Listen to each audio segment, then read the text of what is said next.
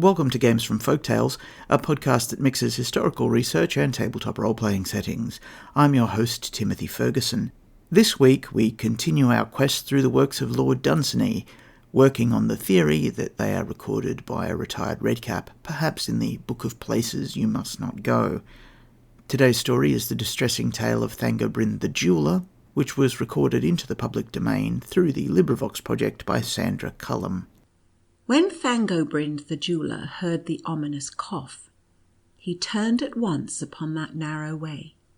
A thief was he, of very high repute, being patronized by the lofty and elect, for he stole nothing smaller than the moomoo's egg, and in all his life stole only 4 kinds of stone: the ruby, the diamond, the emerald, and the sapphire.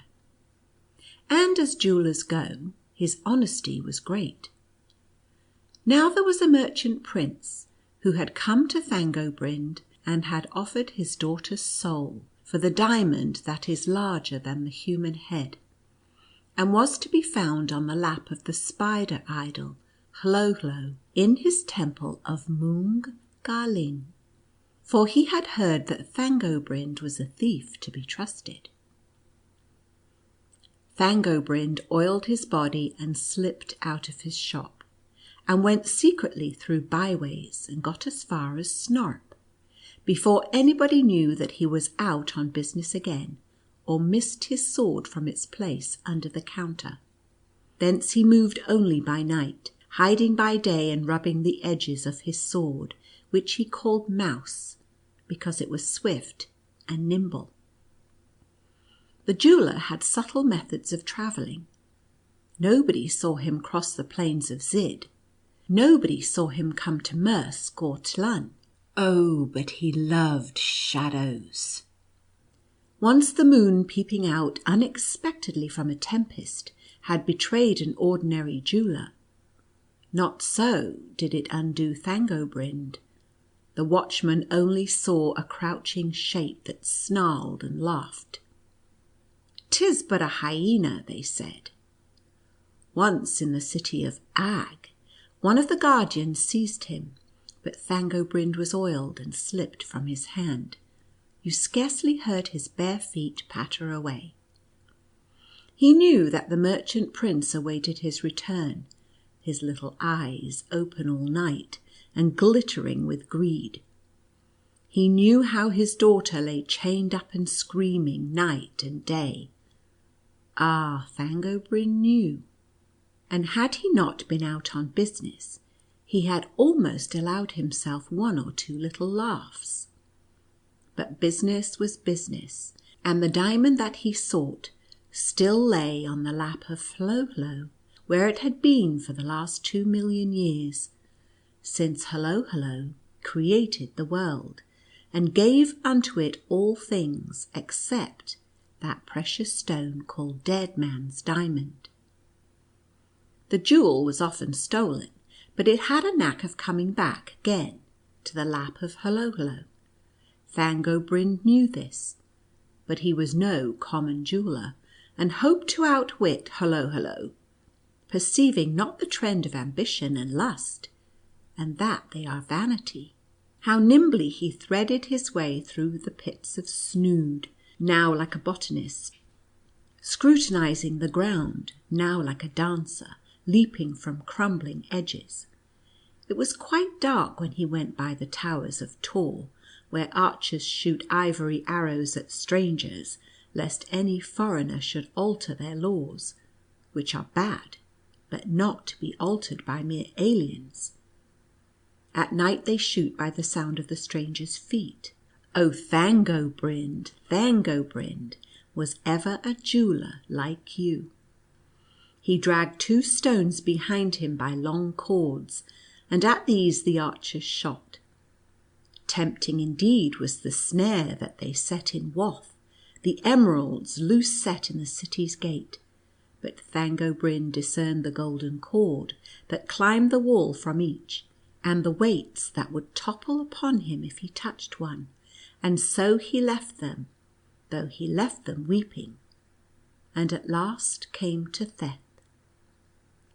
There all men worship Hullo Hullo, though they are willing to believe in other gods, as missionaries attest, but only as creatures of the chase for the hunting of Hullo Hullo, who wears their halos, so these people say, on golden hooks along his hunting belt.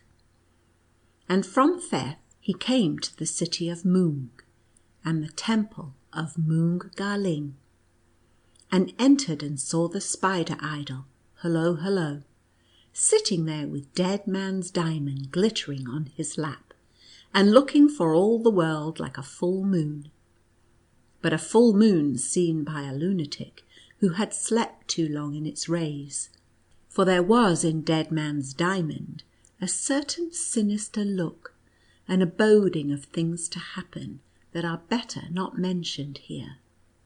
The face of the spider idol was lit by that fatal gem.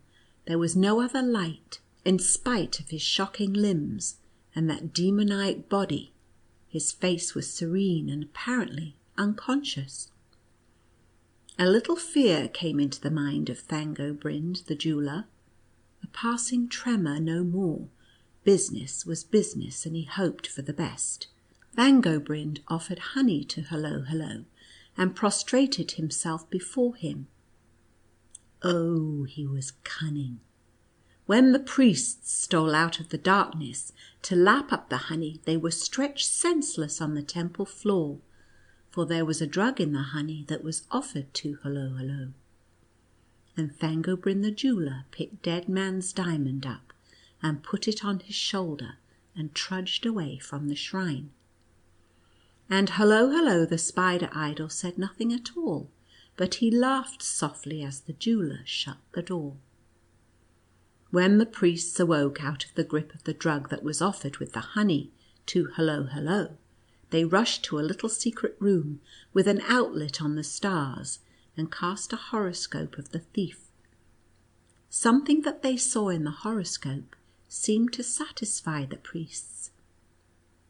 It was not like Thangobrind to go back by the road by which he had come.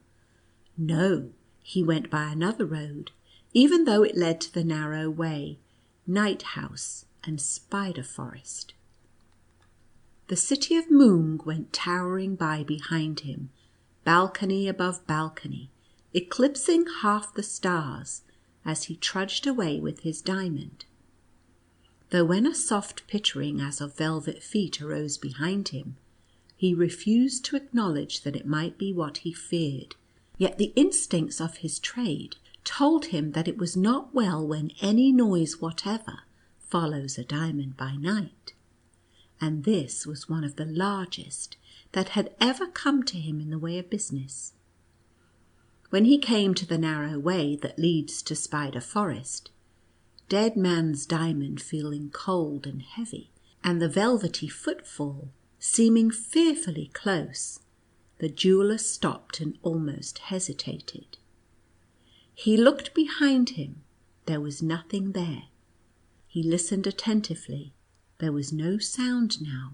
Then he thought of the screams of the merchant prince's daughter, whose soul was the diamond's price, and smiled and went stoutly on.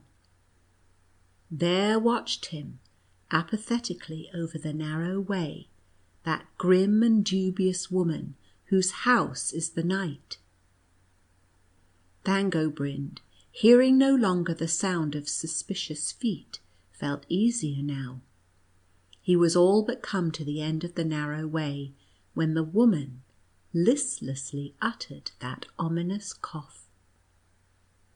The cough was too full of meaning to be disregarded. Thangobrind turned round and saw at once what he feared. The spider idol had not stayed at home. The jeweller put his diamond gently upon the ground and drew his sword called Mouse. And then began that famous fight upon the narrow way, in which the grim old woman, whose house was night, seemed to take so little interest. To the spider idol you saw at once it was all a horrible joke. To the jeweller it was grim earnest. He fought and panted and was pushed back slowly along the narrow way. But he wounded Hello all the while with terrible long gashes all over his deep, soft body, till Mouse was slimy with blood.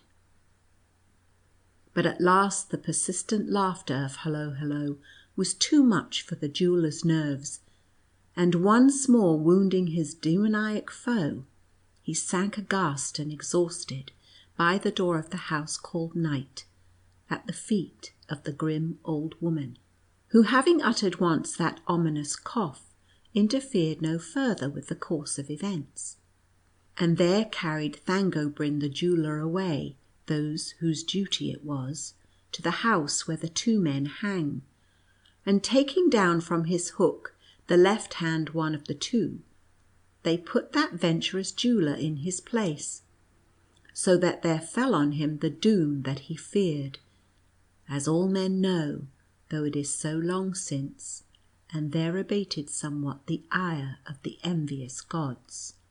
And the only daughter of the merchant prince felt so little gratitude for this great deliverance, that she took to respectability of a militant kind, and became aggressively dull, and called her home the English Riviera, and had platitudes worked in worsted upon her tea cosy, and in the end never died, but passed away at her residence.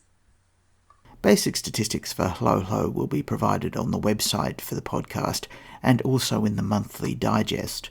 The statistics I've designed assume that he is basically a spider the size of an elephant rather than a humaniform figure. There is some question there. He is described as having a face, as wearing a hunting belt on which he hooks the halos of the gods that he has consumed, and having a large, soft body rather than a chitinous body like a bug. Some other points of interest. You can't bargain other people's souls in mythic Europe. That's simply not how it works. Some demons may approach characters and suggest that their parents have sold away their souls.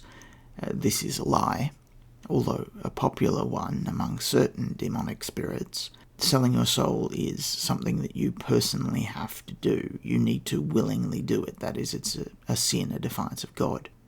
The old woman whose house is Night may be a fairy as well.